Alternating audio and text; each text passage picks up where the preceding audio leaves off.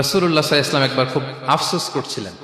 তিনি যখন শুনতে পেলেন যে বনি ইসরাইলের অনেক অনেক লোক হাজার বছর হায়াত পেত, তারা শত শত বছর ইবাদত করত, শত শত বছর তারা জিহাদ করত, তখন তিনি আফসোস করে বললেন, হায় রে, আমার শেষ সময়ের উম্মতের কি হবে?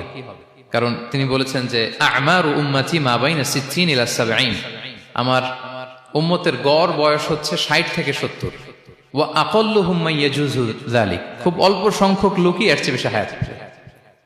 রাসূল সাল্লাল্লাহু আলাইহি ওয়াসাল্লাম যখন দেখলেন যে শত শত বছর হায়াত পেয়েছে বনি ইসরাইলের লোকেরা, বনি ইসরাইলের ওরা শত শত বছর জিহাদ করেছে, তো আমার উম্মত তো 60 বছরে তার হায়াতই শেষ, 60 থেকে 70 এর মধ্যে তার জীবনই শেষ, তা আমার গুনাহগার উম্মতের কি হবে? রাসূল সাল্লাল্লাহু আলাইহি ওয়াসাল্লাম খুব আফসোস করছেন।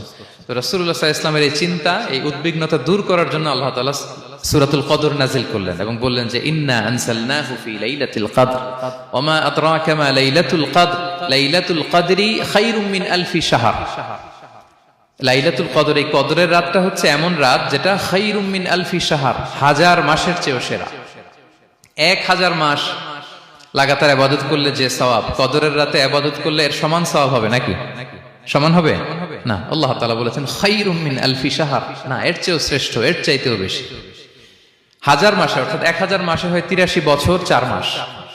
তো কদরের রাতে যদি আমরা ইবাদত করি তাহলে 83 বছর 4 মাস ইবাদত করলে যে সওয়াব, সে সওয়াব আল্লাহ তাআলা আমাদের আমলনামায় নসিব করবেন। তো আমরা যেন এই কদরের রহমত বরকত থেকে যেন আমরা বঞ্চিত না হই। তো রাসূল সাল্লাল্লাহু আলাইহি ওয়াসাল্লামকে সান্ত্বনা দেওয়ার জন্য যে হে নবী, আপনি চিন্তিত হবেন না, বনি ইসরাইলের অনেক লোক হাজার বছর হায়াত পেয়েছে, শত শত বছর ইবাদত করেছে, জিহাদ করেছে, তারা হায়াত পেয়েছে বেশি কিন্তু তারা কদর পায়নি। আর আপনার উম্মতকে আমি হায়াত দিয়েছি কম কিন্তু তাদেরকে কদর দিয়েছি। সুবহানাল্লাহ বিহামদি, লাইলাতুল কদর দিয়েছি, যে কদরের রাত হাজার মাসের চেয়েও সেরা। তো এই কদরের রাতকে আবার লাইলাতুন মুবারাকাও বলা হয়েছে। ইন্না আনসালনাহু ফি লাইলাতিন মুবারাকা, এটা বরকতময় রাত। ফিহা ইউফরাকু কুল্লু আমরিন হাকিম, সব বিজ্ঞোচিত প্রাজ্ঞোচিত বিষয়ের ফয়সালা হয়। এটা বেসিক্যালি একটা বাজেট রাত বলা যায়। এ রাতে আগামী 1 বছরে আমাদের কি ঘটবে না ঘটবে আল্লাহ তাআলা এটার বাজেট করেন, এটাকে রিভাইজ করেন। সো এই রাতটা অনেক গুরুত্বপূর্ণ। তো এই কদরের রাত, এটা কবে?